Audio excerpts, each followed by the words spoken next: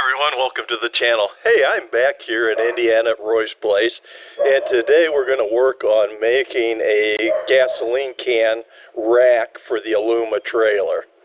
We're going to be taking this 1 3/4 inch square tubing aluminum piece here and putting in some nice gentle bends into it so that there's no shin knockers there that you could run into if you're on top of the trailer. It's a little bit overkill because it's bigger than what we needed, but that's what Metal Supermarket had. So I'll start getting this marked out here and I'll show you what I'm going to do. What I've done here is I've marked this piece out to the length I want it to, and then I've drawn a radius here using this pattern right here. And this is we're going to cut a portion of this out here, and then we'll be able to bend this on around and have a piece that fits onto this with this edge being rounded. And what I'm going to do is I'm going to take this piece and mark it right there where it's at, and then I will roll this piece around,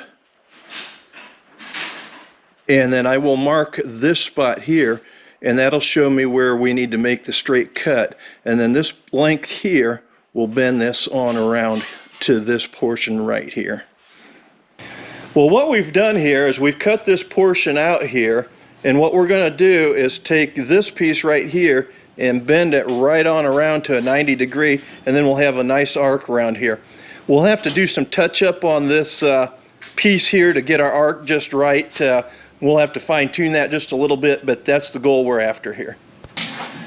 We've got the piece all jigged up here, and we've got it nice and square, and Roy's getting some weld in there so that it'll get the joint nice and tight, and we won't have to worry about it. We can take it out of the jig then. All right, hey, we've got this corner done. It's welded on the sides. And on the inside corner here, it's still nice and square. So it looks great. The only downside here, we got to do it 3 more times. Now we're making the other bend here, which will put the rack upright.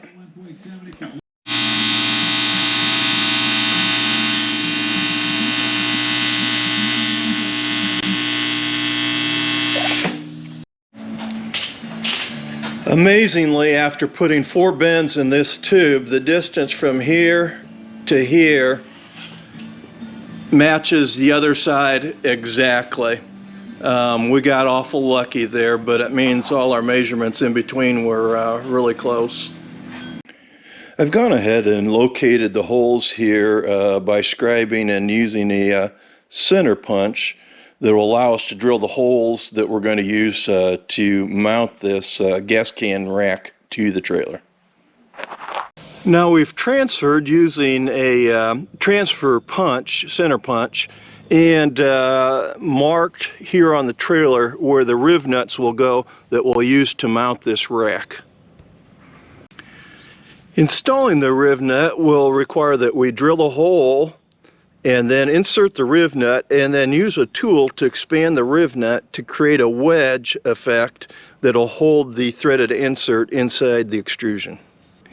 Well, the rack is bolted onto the trailer now, and this is going to hold 4 5-gallon gas cans, but we still have to make a strap tie down that will weld onto the side of the trailer on both sides to hold the cans in place.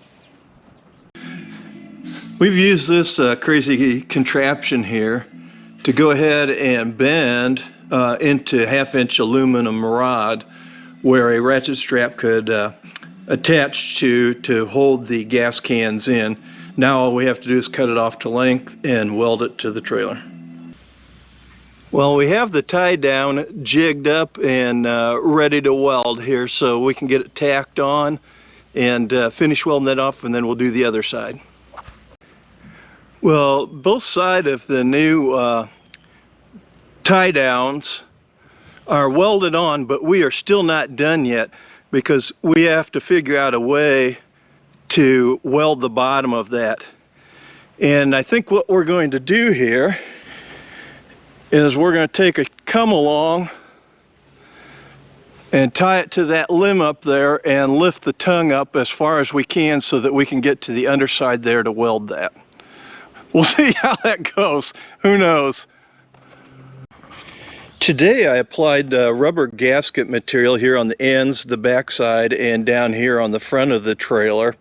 And that's to prevent the gas cans from getting premature wear from the vibration going down the road. But you'll also notice as I turn to this angle here, the can is now tight on this side and the can is now tight on this side. So there'll be little movement that can have for vibration, especially once they're strapped down. It's kind of hard to see here because the box is shading it in the afternoon sun. I might have to redo this portion of the video, but you can see it here.